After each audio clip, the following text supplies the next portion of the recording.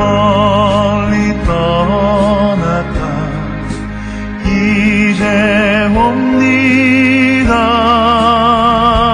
나 죄의 길에 시달려 주여 옵니다. 나 이제 왔으니 내 집을 찾아 주여 나를 받으사 맞아 주소서. 그 귀한 세월 보내고 이제 옵니다. 나 뉘우치는 눈물로 주여 옵니다. 나 이제 왔으니 내 집을 찾아 주여 나를 받으사 맞아 주소서. 나 죄에 매여 고달파 이제 옵니다. 주 크신 사랑 받고자 주여 옵니다. 나 이제 왔으니 내 집을 찾아 주여 나를 받으사 맞아 주소서. 이 병든 마음을 고치려 이제 옵니다. 큰 힘과 소망 바라고 주여 옵니다. 나 이제 왔으니 내 집을 찾아 주여 나를 받으사 맞아 주소서.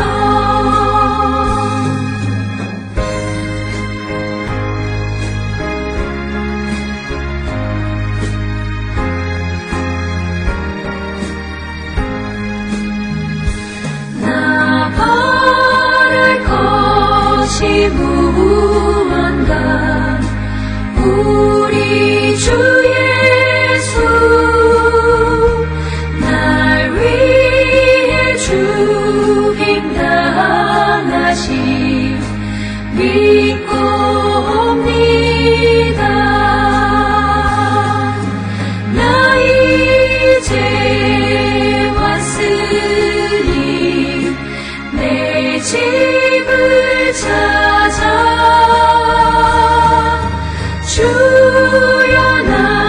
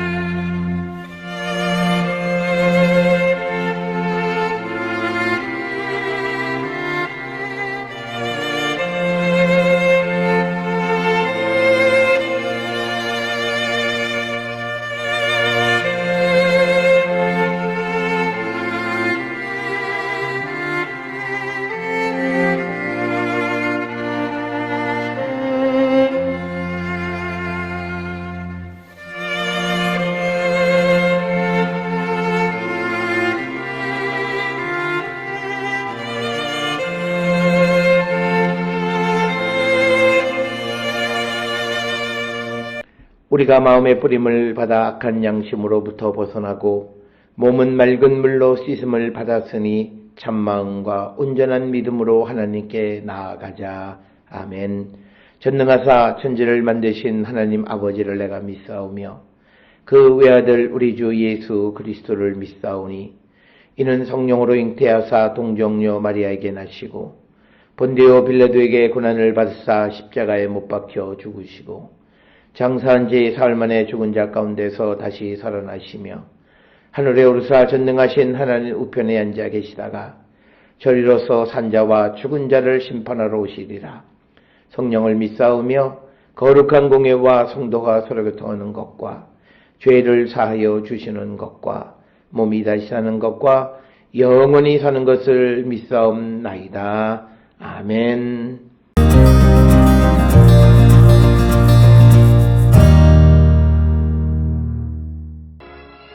이에 온 이스라엘 자손 모든 백성이 올라가 베델에 이르러 울며 거기서 여호와 앞에 앉아서 그날이 저물도록 금식하고 번제와 화목제를 여호와 앞에 드리고 이스라엘 자손이 여호와께 물으니라. 그때에는 하나님의 언약궤가 거기 있고 아론의 손자인 엘르아살의 아들 비느하스가 그 앞에 모시고 섰더라. 이스라엘 자손들이 여쭈기를 우리가 다시 나아가 내 형제 베냐민 자손과 싸우리이까 말리이까 하니 여호와께서 이르시되 올라가라. 내일은 내가 그를 내 손에 넘겨주리라 하시는지라. 이스라엘이 기브아 주위에 군사를 매복하니라. 이스라엘 자손이 셋째 날에 베냐민 자손을 치러 올라가서 전과 같이 기브아에 맞서 전열을 갖추매 베냐민 자손이 나와서 백성을 맞더니 꾀임에 빠져 성읍을 떠났더라. 그들이 큰 길, 곧 한쪽은 베델로 올라가는 길이요 한쪽은 기브아에 들러가는 길에서 백성을 쳐서 전과 같이 이스라엘 사람 30명가량을 죽이기 시작하며 베냐민 자손이 스스로 이르기를 이들이 처음과 같이 우리 앞에서 패한다 하나 이스라엘 자손은 이르기를 우리가 도망하여 그들을 성읍에서 큰 길로 꿰어내자 하고 이스라엘 사람이 모두 그들의 처소에서 일어나서 바알다말에서 전열을 갖추었고 이스라엘의 복병은 그 장소 곧 기브아 초장에서 쏟아져 나왔더라. 온 이스라엘 사람 중에서 택한 사람 10,000명이 기브아에 이르러 치매 싸움이 치열하나 베냐민 사람은 화가 자기에게 미친 줄을 알지 못하였더라.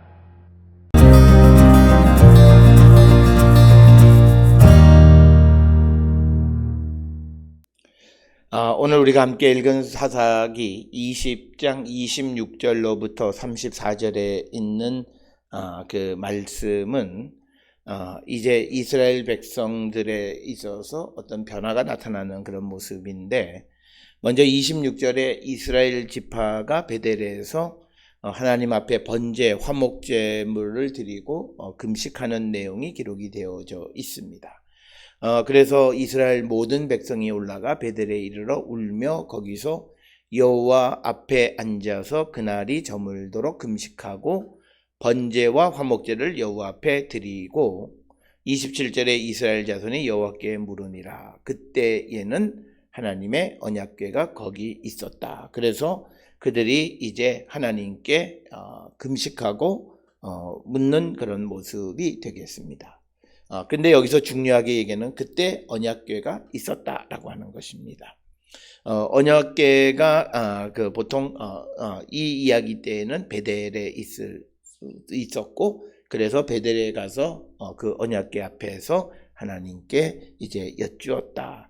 언약궤가 있었다라고 하는 것은 하나님이 그곳에 임재해 계신다라고 하는 그런 의미가 되겠습니다. 그래서 28절에 아론의 손자인 엘르아살의 아들 비느하스가 그 앞에 모시고 섰더라. 이스라엘 자손들이 여쭈기를 우리가 다시 나가 내 형제 베냐민 자손과 싸우리까 말리까 하니 여호와께서 이르시되 올라가라. 내일은 내가 그를 내 손에 넘겨주리라 하시는지라.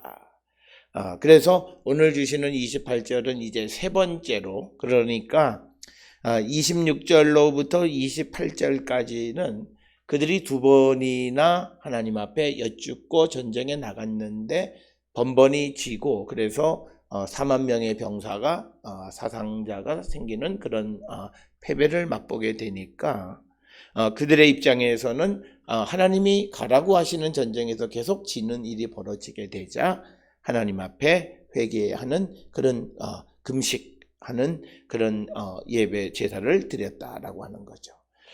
그래서 그때 그들이 드리는 제사는 비느하스가 그 앞에 모시고 섰고, 그래서 형제 베냐민과 싸우러 갈까 말까를 여쭐 때 하나님께서 말씀하시기를 내일은 내가 그를 내 손에 넘겨주리라, 이렇게 약속하시는 말씀이 되겠습니다.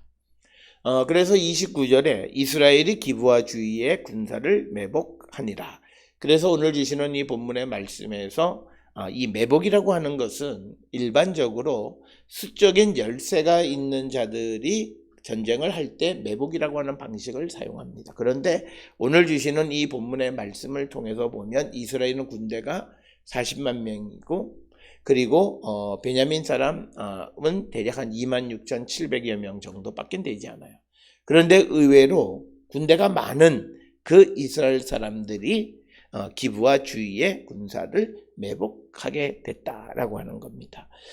따라서 우리가 성경을 통해서 보면 매복을 통해서 어떤 전쟁에 승리하는 예들이 성경에 등장하는데, 이것을 통해서 보면 하나님이 주시는 승리 가운데 그들이 승리를 이제 얻게 될 것인가를 우리가 예견할 수 있다라고 하는 것입니다. 베냐민 군대를 이제 유인하기 위한 술책이 바로 이 매복이라고 하는 것이고, 매복은 하나님께서 승리를 주기 위해서 종종 사용하던 그런 방식입니다. 그래서 30절에 이스라엘 자손이 셋째 날에 베냐민 자손을 치러 올라가서 전과 같이 기브아에 맞서 전열을 갖춤에 베냐민 자손이 나와 백성을 맞더니 꾀임에 빠져 성읍을 떠났더라. 그러니까 두 번이나 연속으로 같은 곳에서 전열을 정비해서 전쟁을 할 때 번번이 이스라엘은 패했습니다. 그런데 오늘 주시는 본문 29절에 이스라엘의 군대가 이미 기브아 주변에 매복해 있다라고 하는 사실을 모르고 세 번째로 다시 베냐민 자손을 치기 위해서 전과 똑같이 기브아에 맞서서 전열을 갖춤에 이제 두 번이나 승리했던 이 기브아 사람들, 베냐민 자손들이 생각할 때에 저들을 이기는 것이 식은 죽 먹기다라고 생각했을 거예요. 아니, 저들이 두 번이나 지고서 똑같은 방식을 쓰느냐, 의아하게 생각하고 그들을 무지하다고 생각해서 그들을 이제 공격하게 되는 겁니다.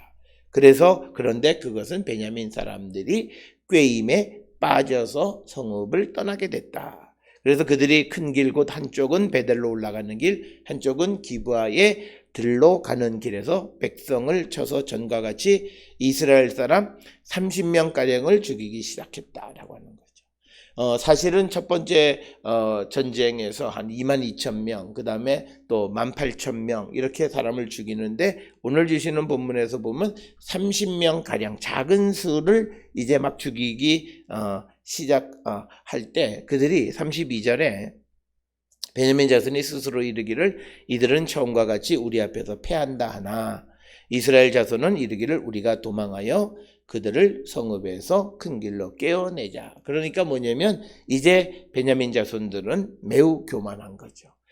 번번이 승리를 하니까 이번에도 이길 수 있다라고 하는 교만함 때문에 그들은 이제 자신들을 유인해내는 그 이스라엘 사람들의 계략을 알 수가 없었다. 그래서 그들은 오늘 주시는 본문 31절에서 베냐민 지파가 꾀임에 빠졌고, 그리고 32절에서 또 말하기를 이스라엘 사람들은 그들을 깨어내자, 이렇게 언급을 하고 있습니다.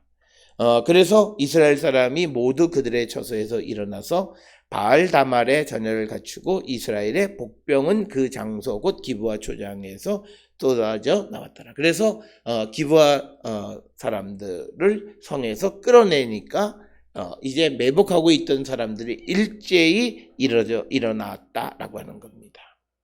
그래서 온 이스라엘 사람 중에 택한 사람 10,000명이 기브아에 이르러 침에 싸움이 치열하나 베냐민 사람은 화가 자기에게 미친 줄을 알지 못하였더라. 여호와께서 이스라엘 앞에서 베냐민을 치심에 당일에 이스라엘 자손이 베냐민 사람 2만 5천 명을 죽였으니 다 칼을 빼는 자였더라. 대략적으로 우리가 알다시피 이 전쟁에 참여한 이스라엘 베냐민 사람이 26,700여 명에 2만 5천 명이 죽어서 거의 전멸했다라고 하는 겁니다. 그래서 오늘 주시는 본문 25절에서의 핵심은 하나님께서 그들에게 승리를 주셨다라고 하는 거죠. 오늘 주시는 이 본문의 말씀에서 우리가 한 가지 꼭 기억을 하셔야 되는 것은 항상 잘되고 항상 승리할 때 우리가 우리의 일들에 좀 더 주의를 기울이고 하나님의 뜻을 묻고 하는 일들이 우리에게 필요하다. 오늘 주시는 베냐민 사람들은 이스라엘 사람들이 똑같은 방식으로 행하니까 똑같은 줄 아는 거예요. 그래서 이번 전쟁에도 이긴다라고 하는 교만한 가운데 있었지만 그러나 그것은 이제 전과는 다른 것이 하나님께서 이스라엘 앞에서 베냐민을 치시는 거예요. 그래서 매복도 하게 됐고 그래서 백성들이 이제 도망가는 척하고 백성들을 그 기브아 사람들을 끌어낼 때 매복자들이 그 성을 정복하게 되어졌다라고 하는 것입니다. 오늘 주시는 본문의 말씀에서 우리가 항상 모든 일이 잘 되고 모든 일이 승리하고 내가 원하는 대로 되어졌다고 해서 우리가 교만해지면 안 된다라고 하는 거예요. 그래서 이 베냐민 사람들이 스스로 말하는 것처럼 처음과 같이 우리 앞에서 이들은 패한다 이렇게 얘기해서는 안 된다라는 거죠. 한 가지 달라진 것, 그러나 베냐민 사람들이 보지 못했던 것은 하나님께서 그들과 함께 하시면서 매복이라고 하는 방법을 통해서 이스라엘에게 승리를 주시는 것에 대해서는 전혀 영적으로 무지했던 이 기브아 사람들, 베냐민 사람들은 패배를 당할 수밖에 없었다. 그래서 우리에게 주시는 항상 주시는 승리와 항상 주시는 은혜가 하나님을 바라보고 하나님의 뜻을 우리가 헤아리는데 방해가 되어져서는 안 된다라고 하는 것. 그래서 우리가 모든 일이 더 잘 되고 우리가 원하는 것 이상의 것을 우리에게 주시는 하나님의 은혜가 우리에게 임할 때일수록 우리가 더욱더 열심히 주를 위해서 살아가기를 결단하는 우리 모든 성도들이 될 수 있기를 주의 이름으로 축원합니다. 기도하시겠습니다.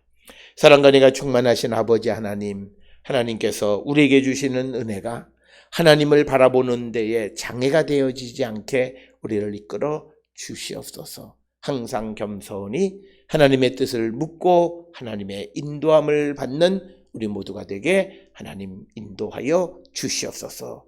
예수님의 이름으로 기도드려 싸움나이다. 아멘.